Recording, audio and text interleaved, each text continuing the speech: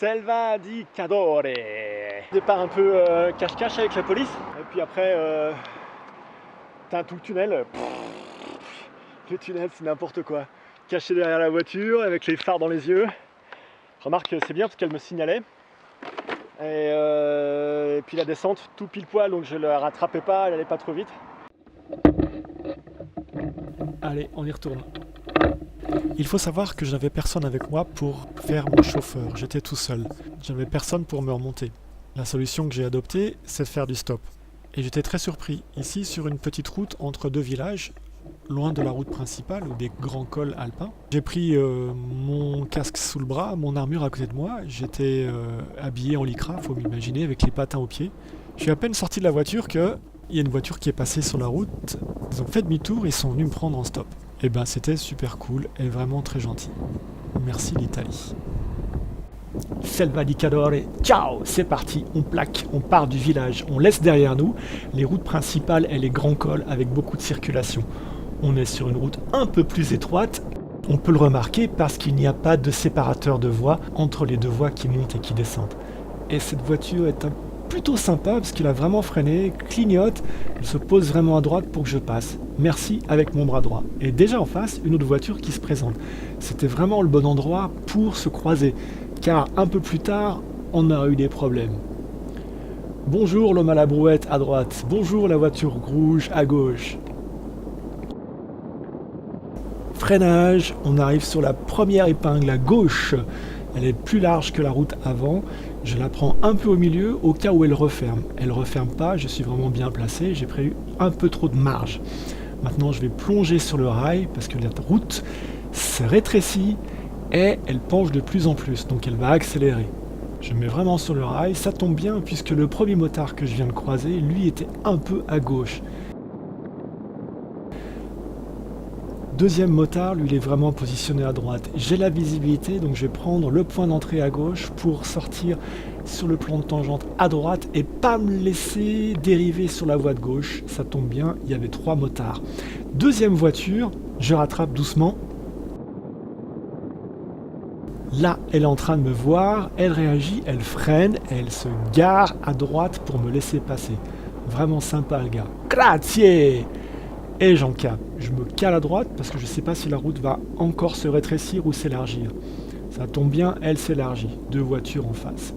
On a un bitume qui a des qualités médiocres cette fois-ci, avec des fissures et des trous. Ça va me secouer un coup. Voilà. Et on va arriver sur la dernière épingle. J'ai vérifié qu'il n'y ait personne derrière moi. Je plonge vraiment à droite. Et encore une fois, je fais attention de ne pas me laisser dériver à gauche. Ça tombe bien parce qu'il y avait 2 véhicules en face.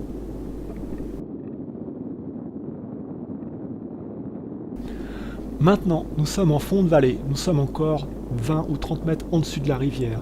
Pour rattraper la rivière, la route doit plonger fortement, ce qui va me donner une grosse accélération. Ensuite, le profil de la route va suivre le fond de la rivière, le fond de la vallée. Mais cette vallée va se rétrécir, et tellement se rétrécir que plus tard, il faudra passer par des tunnels. Ici, la route est large.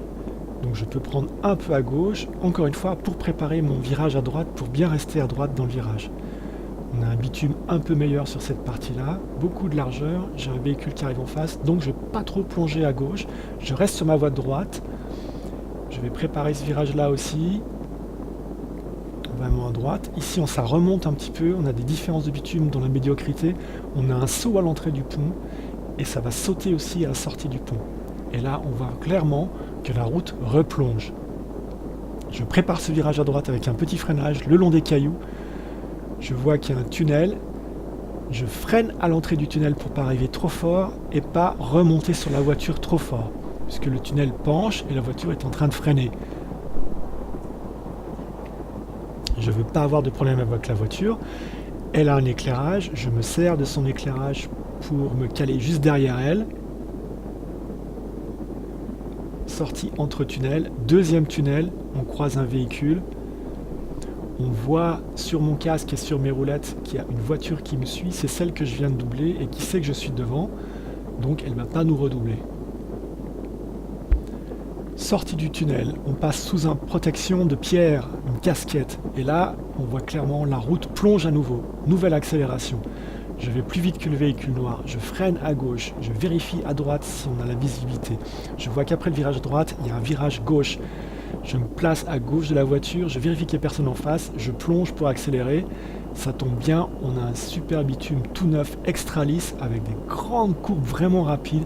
Et là, on a vraiment une accélération énorme. C'est comme une fusée, c'est comme un avion de chasse au ras du sol. Et c'est pour ça qu'on fait du buggy rolling. Ça passe à fond. J'ai mis un coup de freinage, mais en fait, il n'y avait pas besoin. On croise encore quelques motos, grande ligne droite, encore une accélération. Et là, on vole vraiment en dessus de la route. Tout le plaisir du buggy rolling, il est là. Je vois virage gauche 90 sur un pont, personne en face, je peux plonger à la corde au point gauche.